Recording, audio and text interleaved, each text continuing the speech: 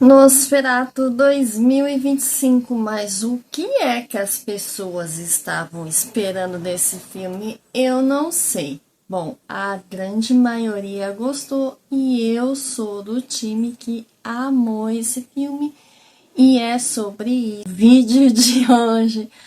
Bora pro vídeo.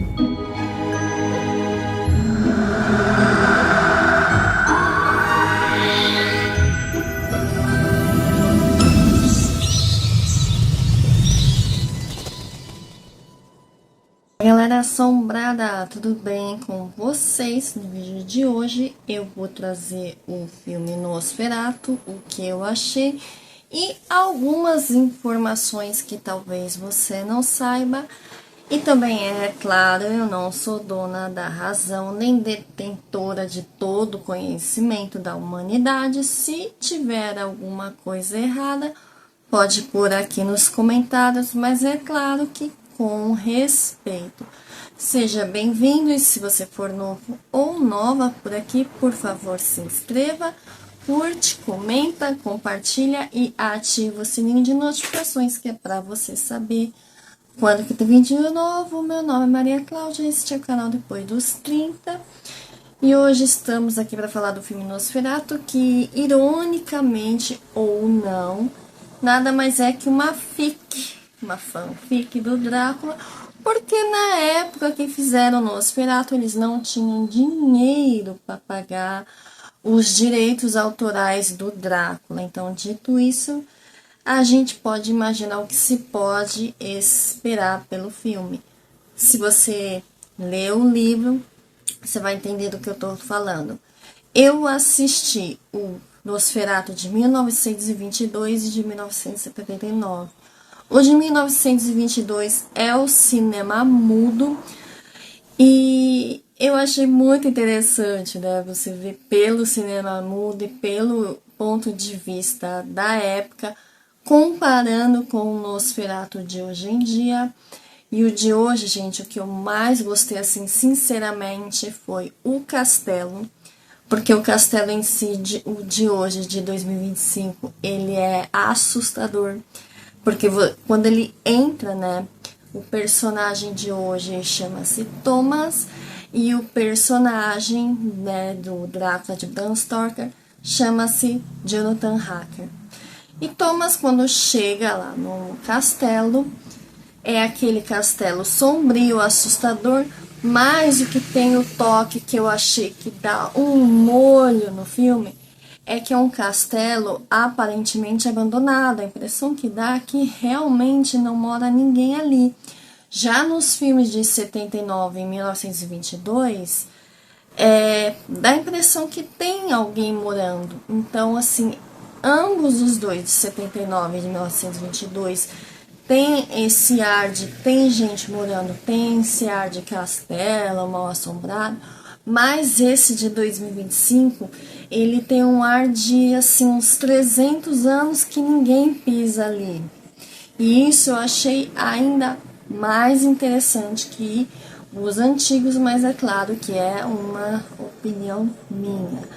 A questão do Orlok, que é o Nosferatu, ou até o Drácula, que não é Drácula, é o Nosferatu. Eu gostei sim dessa versão. Está uma versão mais assustadora, porque a versão, principalmente de 1922, era uma versão muito caricata. Apesar que eu acredito que para a época deve ter sido assustador, porque foi muito inovador.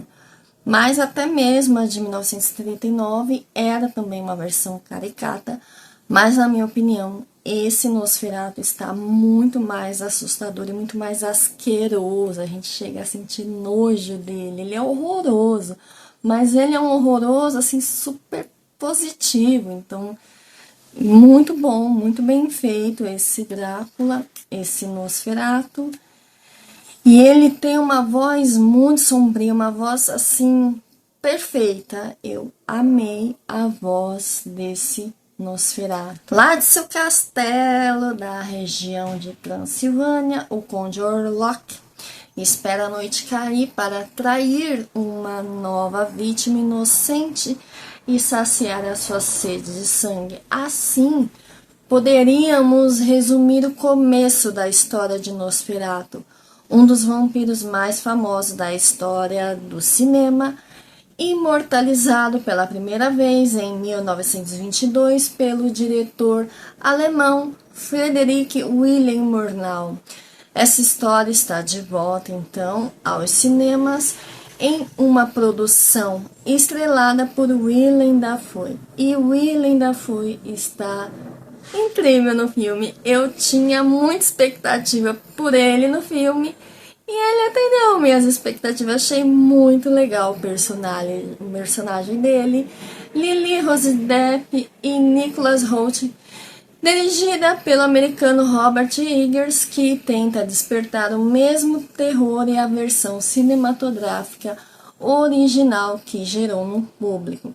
Em um mundo cheio de remakes, sequências e pré-sequências, há algo especificamente cativante nessa história, já que diversos cineastas estão sempre voltando a filmá-la. O primeiro, como eu já disse, que foi lançado em 1922, que é uma obra-prima do terror expressionista alemão. Ele é repleto de imagens icônicas. Então você tem que ter um pouquinho de paciência para assistir o cinema mudo. Se você não gosta de cinema mudo, provavelmente você não vai curtir. E eu confesso que é o primeiro filme em si de cinema mudo que eu assisti, porque até então eu tinha assistido só umas cenas, nunca tinha assistido um filme completo do tempo do cinema mudo. Já a versão de 1979, Nosferatu, Vampiro da Noite, desculpa, dirigido por Werner Herzog, Barulho da Rua, ele segue um ritmo mais lento com o seu frequente colaborador Klaus Klintz no personagem principal. O filme retratou temas como morte, doença e a eterna solidão de um monstro. Mas de onde vem essa história contada em diferentes versões? Conde Drácula ou Conde Orlok, como eu já tinha dado spoiler no começo do vídeo, é simplesmente uma fic do Drácula. A história original é o Drácula, o romance de vampiros de 1897, por excelência do escritor irlandês Bram Stoker. Aliás, se você não leu esse livro ainda, leia. É o melhor livro de literatura gótica, se for o seu estilo de literatura. Para evitar a violação de direitos autorais, Friedrich Wilhelm Murnau, diretor de Nosferatu de 1922, mudou o nome de vampiro de Stoker, Conde Drácula, para Conde Orlok, bem como outros personagens da história. Apesar disso, ele manteve grande parte do enredo do livro, assim como a ideia original do livro, como o castelo, como as ruínas de Carpathos, a região montanhosa da República Tcheca, Eslováquia, Polônia, România, Ucrânia, e um vampiro viajando de navio para sua nova casa. O que Murnau não fez foi consultar os herdeiros de Bram Stoker, falecido em 1922, sobre a utilização de Drácula.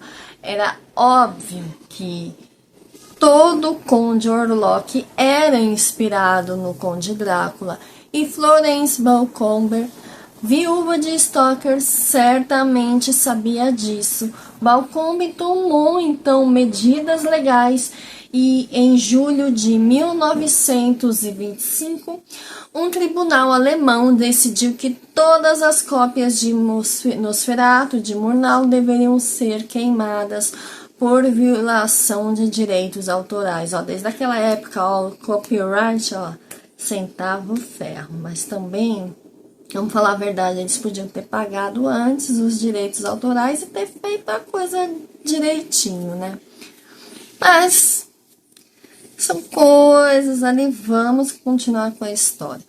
Naquela época, o filme já havia se espalhado pelo mundo inteiro e havia inúmeras cópias dele. Já era tarde demais para destruir todas elas, ainda bem, porque ele é uma obra-prima que deve ser conservada. Vampiros diferentes, sabe? A história de Drácula e Nosferatu, entretanto, apresentam diferenças notáveis, embora ao longo das décadas os cineastas tenham misturado, né?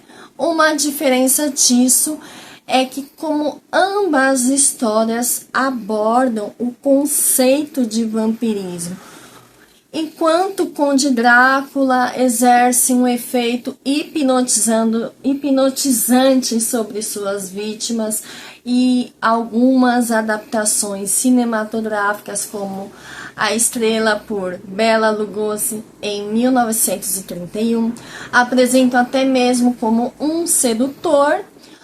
O Conde Orlok é uma criatura repulsiva, ele é horroroso, ele não é sedutor como o Drácula. Ele tem uma pele pálida e tem aquelas orelhas horrorosas e tem aqueles dentes horrorosos, né? O Drácula tem os dentes de vampiro, mas ele não é horroroso daquele jeito, ele não é repulsivo, né? Além disso, a mordida do Drácula transforma suas vítimas em vampiros, enquanto Orlok mata a maioria de suas presas. Na história original de Stoker, o vampiro pode ser exposto ao sol, embora isso enfraqueça seus poderes. Já no caso de Orlok, ele não pode ser exposto aos raios solares de forma alguma. Essa é a chave para a longevidade da história do Drácula. Existem inúmeras interpretações do personagem, bem como tentativas de reimaginá-las de todas as maneiras, algumas delas aterrorizantes, como o Nosferatu de Murnau, e outras engraçadas. Muitas vezes sem querer, né? É só a gente lembrar do Drácula, ele sendo o pai da Mene, né, e tem um genro, enfim, aquela história acabou infantilizaram a história do Drácula, deixaram ele muito simpático, a gente gosta dele naquele desenho, inclusive já assisti todos os desenhos e a gente fala, ai, que fofo. Existe também um Drácula negro chamado Blácula, o Vampiro Negro de 1972, um Drácula de artes marciais, A Lenda dos Sete Vampiros de 1974, um Drácula contemporâneo dos anos 70, Drácula no Mundo da Minissaia de 1972, um Drácula que sequer aparece no filme, As Noivas do Vampiro de 1960. Já Drácula de Bram Stoker de 1992 de Francis Ford Coppola foi uma tentativa, como o título sugere, de reproduzir uma adaptação mais fiel ao livro que capturasse as nuances do Conde. Interpretado por Gary Oldman e falando o sotaque do leste europeu, ele aparece no começo envelhecido e enrugado. A religião está no centro da versão de Coppola, em que a rejeição de Drácula a Deus serve como força que conduz às trevas. Existe uma ênfase à tragédia de sua criação.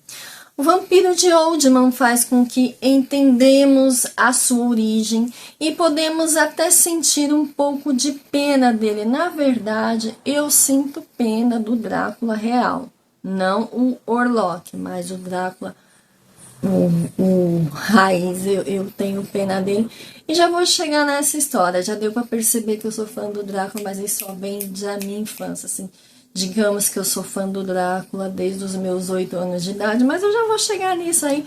E eu tô contando, nossa, mas você não ia falar do filme? Eu tô contando toda essa história para que as pessoas que não gostaram do filme eu acredito que elas não entenderam o conceito do filme. Elas não entenderam o que o filme quis trazer, porque ele não é um filme de terror propriamente dito. Ele é um filme mais gótico. Então as pessoas não entenderam todo... Como é que eu vou encontrar uma palavra? Eu ainda não sei explicar. Elas não entenderam o teor original desse filme, talvez por isso não tenham gostado. Então, já no caso do Orlok de Murnau, ele é desumano. A gente não tem empatia pelo Orlok. Já o Drácula, a gente consegue, ao longo da história, ter empatia por ele. Então, essas são pequenas diferenças. A gente tem repulsa pelo Orlok e empatia pelo Drácula. Embora Drácula e Nosferatu compartilhem uma origem comum, as diferenças entre eles são marcantes. E aí eu fiz assim um rascunho, uma lição de casa para trazer aqui para vocês a diferença entre um e outro, para que você nunca mais confunda quem é Drácula e quem é Orlok. Drácula é frequentemente retratado como um aristocrata, sedutor e carismático. Ele usa seu charme e elegância para atrair as suas vítimas. Sua história é envolta de um ar romântico, especialmente em sua obsessão por Mina. Nosferatu apresenta Orlok, que é um vampiro imunano e repulsivo, que representa o puro terror, com suas orelhas pontiagudas e sua pele muito pálida. Ele provoca medo e não fascínio, né? E aí vem a questão de origem e direitos autorais, né? Drácula, baseado no romance de 1897 de Bram Stoker, abriu as portas para o gênero de vampiros na literatura. Nosferatu foi uma adaptação não autorizada de Drácula, que para evitar então problema com direitos autorais, o diretor mudou o nome para Conde Orlok, o que não adiantou, porque na época ele teve problemas com direitos autorais. Influência e inovações. Drácula, na obra original, o conde podia andar à luz do dia, embora ele enfraquecesse um pouco. Já Nosferatu, ele introduziu a ideia de que a luz solar é letal para vampiros, uma inovação que se tornou um elemento fundamental para as próximas gerações de vampiros que vieram depois dele. Então, assim, praticamente depois de Nosferatu, todas as histórias de vampiro, veio esse elemento de não pode sair no sol. Simbolismo e contexto histórico. Drácula concentra-se mais no mistério das pessoas desaparecidas na Inglaterra, sem um vínculo direto com doença. Já Nosferatu, você vai ver durante o filme que a chegada dele à Alemanha dissemina uma praga, um elemento influenciado pela pandemia lá da gripe espanhola de 1918. Ambos os personagens, com semelhanças e diferenças, moldaram o conceito do vampirismo moderno, que continua fascinando e inspirando gerações. Então, se você não é fã de vampirismo e for para o cinema com expectativa de ver um filme de terror nu e cru, aquele filme de terror mais, como vou dizer, Jogos Mortais, ou como A Freira, talvez você realmente se decepcione. Agora, se você entender toda a questão por trás do mundo gótico, do mundo do vampirismo, talvez você entenda o conceito desse filme e veja que esse filme ele é sim maravilhoso, muito bem feito. Eu vi pessoas comentando na internet que o filme é fraco. Me desculpa, se você acha esse filme fraco, é porque você não entendeu Nada disso, não entendeu a história, não entendeu o enredo, não entendeu o conceito por trás de tudo isso, não entendeu o contexto por trás de tudo isso. E eu também fiz umas pesquisas para trazer aqui para o canal, muito interessante. Isso até mesmo eu não sabia. Olha como é legal fazer umas pesquisas. Bram Stoker teve a ideia de escrever Drácula após um pesadelo que ele teve. E, incrivelmente, possivelmente por ter comido um marisco estragado. O cara comeu um marisco estragado, teve pesadelo com Drácula e, ó, escreveu um brilhante livro que mudou toda a literatura no mundo. Esse eu já sabia e eu tenho certeza que a grande maioria sabia que Drácula tem uma inspiração histórica que foi inspirada em Vlad III, também conhecido como Vlad Empalador, o príncipe da Valaquia, conhecido por sua crueldade. Sim, ele empalava seres humanos, ele era cruel, ele realmente existiu. Ele era horrível, horrível, horrível em todas... em todas as nuances que a gente pode, assim, por assim dizer.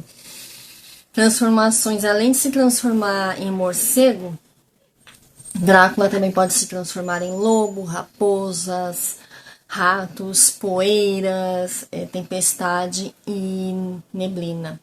Van Helsing, no livro, Van Helsing é um senhor de idade com vasto conhecimento sobre vampiro, diferente da versão mais jovem e musculosa interpretada por Hugh Jackman no filme de 2004. Inclusive, este personagem de Hugh Jackman no Nosferatu é então o Willem Dafoe, que tem então todo este conhecimento, e ele no Nosferatu também está bem mais caricato. E olha, gente, o filme Nosferatu foi banido na Suécia nos anos 50 devido ao conteúdo ser considerado excessivamente horrível. Olha só. Anos 50, né? Dá pra entender. Então, como a gente pôde ver, tanta história começou com Drácula e Nosferatu, eles moldaram o gênero terror, eles deixaram um legado na cultura popular. Então, dizer que o filme é fraco não condiz com a realidade. Eu não vou dar spoilers sobre o filme, né? E te indico a assistir o filme se você ainda não foi. E se você foi e não gostou, assista de novo, mas assista com um outro olhar. Tente ver pelo olhar, pela cultura gótica. Eu não sou propriamente dita gótica, mas eu sou uma pessoa que admira a cultura gótica, embora não seja, mas de vez em quando eu gosto de fazer alguma coisinha ou outra. Como eu disse, eu sou fã de Drácula desde os meus 8 anos, mas como assim? Gente, o primeiro livro de Drácula eu li com 16 anos, o Drácula de Bram Stoker. Tive por muito tempo a melhor versão do Drácula de Bram Stoker, que era um livro de capa dura. Gente, ele era lindo, aquela versão era maravilhosa, e eu fui obrigada a queimar aquele livro por causa que minha antiga religião me obrigou a queimar. Algumas irmãs foram lá em casa, me obrigaram a queimar um livro, mas enfim. Bom, voltando. Quando eu tinha 8 anos, eu tinha o Nintendinho 8 bits. E aquele Nintendinho 8 bits tinha Castlevania 1, 2 e 3. Eu tinha na minha casa o Castlevania 1, jogava assim, tipo, todo santo dia. De vez em quando ia na locadora alugar o 1, o 2 e o 3. E assim, eu era pessoa, assim, 8 anos, tá? 8 anos. Eu era muito louca pelo jogo, assim, eu adorava, assim, de chorar quando eu perdia, sabe? Eu surtava. E então, por isso eu já fui ficando, assim, ficcionada pela história, por tudo. E foi aí que eu comecei atrás de Drácula, entender quem que era Drácula, como que surgiu, aí quem era Bram Stoker, quem era Vlad III, que foi a inspiração e tal. Não joguei todos os jogos de Castlevania, quem me dera, mas foi assim que eu mergulhei nessa cultura, só que infelizmente quando eu entrei numa determinada religião que proibia esse tipo de coisa, eu me afastei um pouco disso, me arrependo muito, mas eu trouxe aqui só um pouquinho sobre Castlevania. Se eu errei alguma coisa, me desculpe, mas eu vou trazer assim, olha como um assunto puxa a outra. Drácula é o principal antagonista da série de videogames Castlevania. Ele é baseado no personagem homônimo do romance de Bram Stoker e na figura histórica Vlad III. E aqui eu trouxe alguns detalhes sobre o Drácula de Castlevania. Então ele é inspirado. Quando eu era criança, eu achava que era o Drácula de Bram Stoker, mas eu era criança. Depois, quando eu fui crescendo, eu fui buscando entender a história, é aí que eu fui entendendo que não, que diferente de inspirado é diferente de ser. O nome original dele era Matias, ele transformou-se em Drácula após a morte de sua primeira esposa, Elisabetta. Ele usou os poderes da Pedra Carmesim para se transformar em um vampiro imortal. Com seus poderes sombrios, Drácula construiu um exército de criaturas e sua fortaleza. E a sua aparição nos jogos, ele sempre aparece como chefe final na maioria dos jogos da série. Quando eu chegava nele, gente, eu tinha um treco. Quando eu escutava a musiquinha dele, ai, cheguei no Drácula. Cheguei no Drácula. Gente, eu passava mal, eu ficava assim, tremendo. E... enfim, essa é a origem do porquê que eu me tornei tão fã do Drácula, porque que eu li aquele livro já com 16 anos, né? Tudo começou com um jogo de videogame que eu não tinha noção da origem e que depois que eu fui entender a origem, depois que eu fui entender a cultura gótica por trás disso, depois, então é isso. Eu tô assim falando muito mais de Drácula do que de Nosferatu, mas eu só cheguei no Nosferatu através do Drácula e eu cheguei no Drácula através de um jogo, então uma coisa vai puxando a outra. E não tem como eu não ter gostado do filme. O filme é realmente muito bom. A interpretação da filha do Johnny Depp tá muito boa. Eu não a conhecia. É o primeiro vez que eu vi filme que eu vejo dela. Eu não sei se ela já tinha feito outro antes. E há muitas semelhanças entre o filme Nosferatu e o livro Bram Stoker, mas também existem muitas diferenças. Eu não posso ficar aqui assimilando cada diferença para não dar spoilers. Mas uma coisa que eu acho assim muito, muito interessante é que os personagens... se eu falar vai perder a graça.